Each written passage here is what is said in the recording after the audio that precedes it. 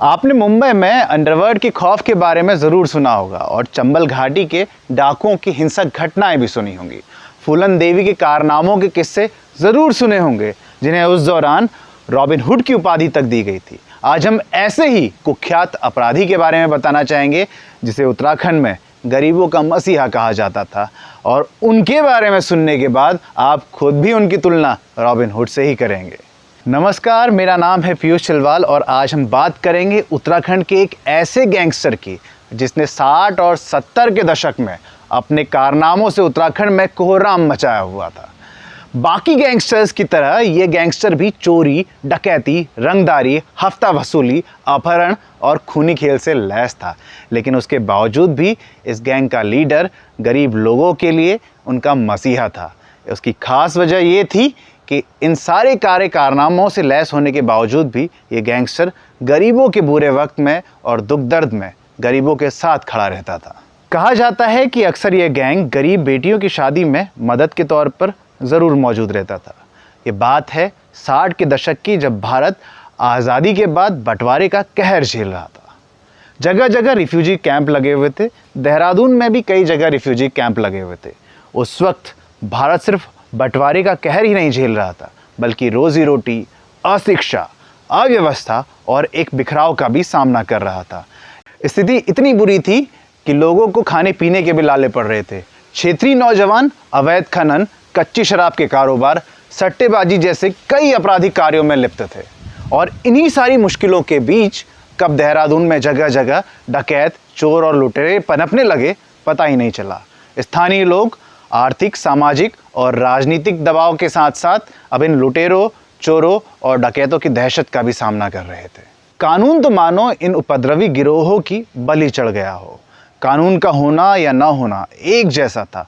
वास्तव में देहरादून की परेशान रियाया अपने लिए किसी मसीहा का इंतज़ार कर रही थी। और इन्हीं सारे हालातों के बीच टिहरी गढ़वाल के रहने वाले मातबर सिंह अपने तीनों बच्चों के साथ देहरादून स्थित प्रेमनगर आ गए।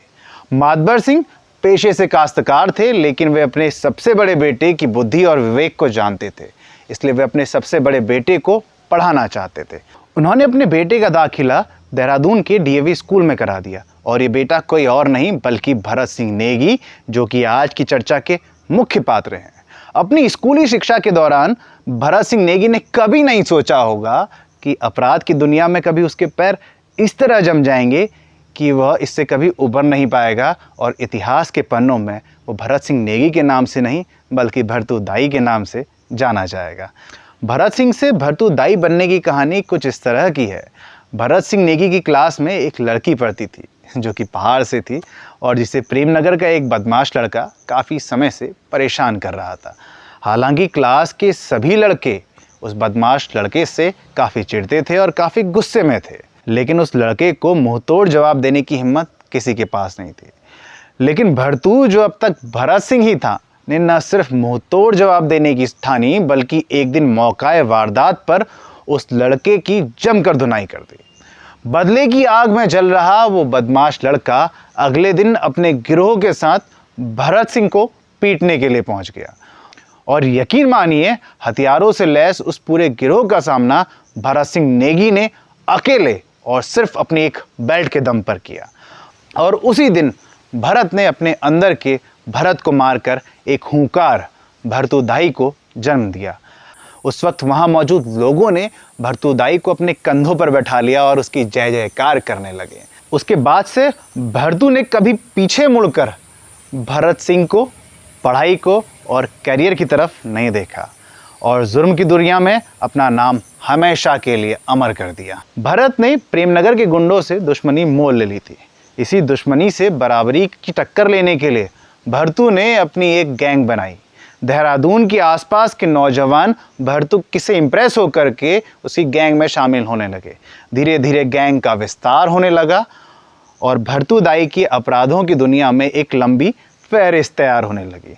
और फिर एक दिन भरतू ने अपने एक साथी के साथ घनसाली के एक बैंक को लूटने की साजिश रची, और उसी बैंक लूट के दौरान भरतू और उसके दोस्त ने एक बैंक कर्मी की हत्या कर दी। बैंक लूटना उस जमाने में कोई आम बात नहीं थी। यह खबर सुनते ही शहर में हड़कंप मच गया और तुरंत की कार्रवाई के तहत भरतू और उसके साथी पकड़ लिए गए। हालांकि जेल जाना भरतू के लिए कोई नई बात नहीं थी। कुछ समय बाद जमानत पर रिहा भरतू जेल से बाहर आया, लेकिन कारनामों के साथ साथ आम जनता से मिलने वाली वाहवाही और दुश्मनों की दुश्मनी भी अपनी गति से बढ़ती जा रही थी। भरतू के सबसे बड़े दुश्मनों में हंसा और लच्छा का नाम सबसे पहले लिया जाता है। भरतू के आने से पहले रंगदारी, सट्टेबाजी, अवैध धंधे, जुआ, कच्ची शराब के धंधे पर इनका एक छत्र राज हुआ करता था। लेकिन भरतू अब उनके आड़े आने लगा था। आखिर अपने अपने अस्तित्व का सवाल जो था, दोनों ही खेमे एक दूसरे के खून के प्यासे होने लगे और हंसा और लच्छा की पूरी योजना ये थी कि वो भरतू को जान से मार देंगे। लेकिन भरतू के पास हंसा और लच्छा की तरह गैंग और अनुभव के अलावा ज्ञान भी था। आखिर भरतू एक पढ़ा लिखा लड़का था। भरतू के मोहब्बती ही उसके जासूस भी थे। एक दिन भरतू को खबर मिली कि हंसा और लच्छा उसे मारने की साजिश रच रहे हैं। तो भरतू हंसा और लच्छा से पहले ही योजनाबद्ध होकर एक चाय वाले की दुकान पर अपने रिवॉल्वर के साथ बैठ गया।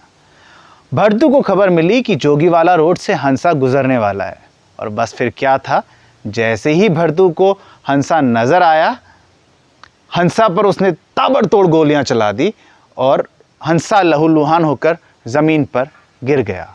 वही हश्र लच्छा का भी हुआ। ये दोनों भले ही इस हमले के बाद भी जिंदा रहे, लेकिन इस शूट आउट के बाद से हंसा और लच्छा ने जुर्म की दुनिया से तौबा कर ली, और इस शूट आउट के बाद से भरतू का अवैध धंधों पर एक छत्र राज हो गया। धीरे धीरे शहर के कई गैंग भरतू की गैंग में शामिल होने लगे, जिनमें मुख्य थे जनकदाई गैंग और बारू गैंग। जनक और बारू भरतू के करीबी दोस्त हो गए, क्योंकि बारू के पास आला दर्जे के हथियार और बम थे, लिहाजा गैंग मजबूत होती चली गई। ये तीनों दोस्त मिलकर अब पूरे देहरादून में राज करने लगे। लेकिन यह दोस्ताना ज़्यादा समय तक कायम नहीं रहा। एक दिन आपसी बहस के दौरान जनक और बारू में झगड़ा हो गया, और झगड़ा इस हद तक बढ़ गया कि बारू ने थिएटर के बाहर जनक की जान ले ली। जनक की मौके पर ही मौत हो गई, और दिन दहाड़े हुई इस घटना से एक बार फिर शहर में हड़कंप मच गया, और आखिरकार बारू पकड़ा गया और जेल में डाल दिया गया।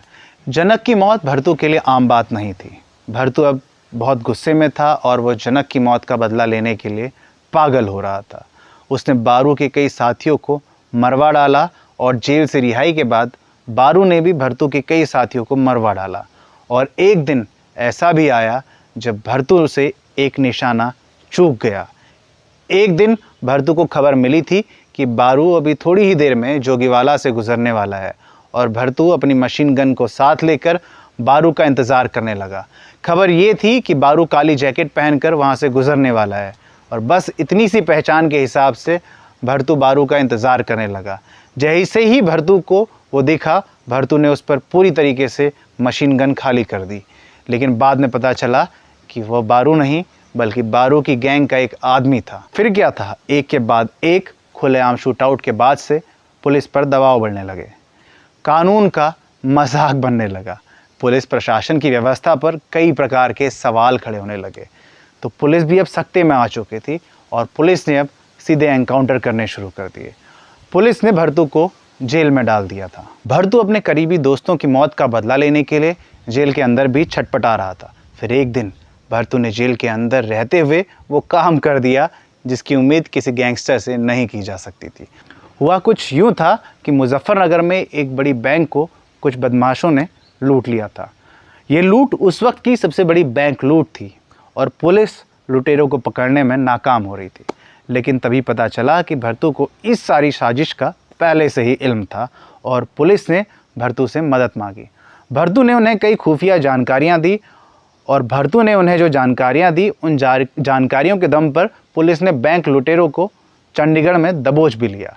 हालांकि भरतू को आम जनता से कई लोगों का समर्थन प्राप्त था, लेकिन इस बार ये खुफिया जानकारी देने के बदले वो पुलिस के भी करीब आ गया। बारू की मौत का बदला लेने के लिए छटपटा रहा भरतू जेल से आखिरकार बाहर आ गया। फिर भरतू ने बारू की गैंग का ही एक आदमी अपने समर्थन में लिया, और उसी को जरिया बनाकर उसने बारू की शराब में जहर डलवाकर उसे मरवा दिया। बारू की मौत के बाद से भरतू सोचने लगा कि अब वह पूरी तरह से दुश्मनों से आज़ाद हो चुका है, लेकिन ऐसा नहीं था। बारू की मौत के बाद से उसकी गैंग को रेशम थापा और शशि संभाल रहे थे। भरतू को मालूम नहीं था कि उसकी मौत भी अब उसके सर पर मंडरा रही है। दिन था 14 नवंबर 1978। भरतू किसी सिलसिले में अपनी बाइक पर सवार होकर अपने दोस्त राजेंद्र के साथ एस्ले हाउस की एक प्रिंटिंग प्रेस की तरफ जा रहा था, और रेशम थापा और शशि को जब ये खबर मिली कि भरतू बिना हथियार के इस तरफ आ रहा है तो मानो उनकी दिली इच्छा पूरी हो गई हो। भरतू के साथ जा रहे राजेंद्र बताते हैं कि भरतू और मैं बाइक से जा रहे थे, तभी अचानक से एक ऑटो हमारे बगल से गुजरा और ऑटो के अंदर बैठे हुए लोगों ने फायरिंग शुरू कर दी। फायरिंग करने वाले वो लोग कोई और नहीं बल्कि शशि और रेशम थापा थे। एक गोली मेरे जबड़े पर भी लगी और मैं बेहोश हो गया, और नहीं भी तो कम से कम 5 से 10 गोलियां भरतू को भी लगी और भरतू की मौके पर ही मौत हो गई। भरतू तो उस दिन मर गया, लेकिन भरतू की छवि कई दशकों तक जिंदा रही। आम जनता में भरतू दाई उनके लिए एक रॉबिन हुड था। ये छवि इस कदर थी कि देहरादून में एक चौक आज भी भरतू दाई के नाम पर है। आज के वीडियो में बस इतना ही। मिलते हैं अगले वीडियो में किसी नई किस्से कहानी के साथ। तब तक के लिए अगर आप चैनल पर नए हैं तो चैनल को सब्सक्राइब ज़रूर कर लें और साथ में नोटिफिकेशन बेल आइकन पर भी क्लिक करें, और इस वीडियो को ज़रूर शेयर करें। मिलते हैं अगले वीडियो में, तब तक के लिए जय हिंद।